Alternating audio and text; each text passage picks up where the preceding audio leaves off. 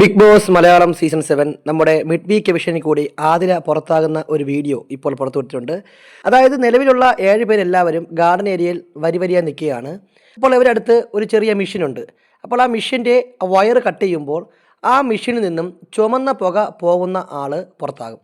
അതായത് ആരുടെ നേരെയുള്ള മെഷീന് നേരെയാണോ ഈ ചുവന്ന പുക പോകുന്നത് അവർ പുറത്താകും എന്നുള്ള വെറൈറ്റി ആയിട്ടുള്ളൊരു ഗെയിമാണ് ഇത്തവണ ബിഗ് ബോസ് കൊടുക്കുന്നത്. എനിക്ക് തോന്നുന്നു ഈ സീസണിലെ അവസാനത്തെ ഒരു എവിക്ഷൻ ആയിരിക്കും ഇത്, അവസാനത്തെ ഒരു ടാസ്കും ആയിരിക്കും ഇത്.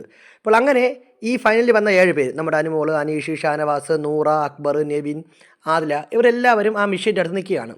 അങ്ങനെ എല്ലാവരും ഒയർ കട്ട് ചെയ്യുമ്പോൾ നമ്മുടെ ആദിലയുടെ ആ ഒരു മെഷീനിൽ നിന്നും ചുമന്ന പുക പുറത്തു വരികയും ആദില ആ വീട്ടിലുള്ള എല്ലാവരോടും യാത്ര പറഞ്ഞ് മുൻ മത്സരാർത്ഥികളുടെ ഒപ്പം ആ ബിഗ് ബോസ് വീട്ടിൽ നിന്നും വിട പറയുകയും ചെയ്യുന്ന ഒരു രംഗമാണ് ഇന്ന് നമ്മൾ കാണാൻ പോകുന്നത്. അതാണ് മിഡ് വീക്ക് എവിഷനിൽ കൂടി ഒരാൾ പുറത്താവുമെന്ന് പറയുന്നത്. ആദിലയാണ് പുറത്താവുന്നത്, അത് കൺഫേമായ കാര്യമാണ്.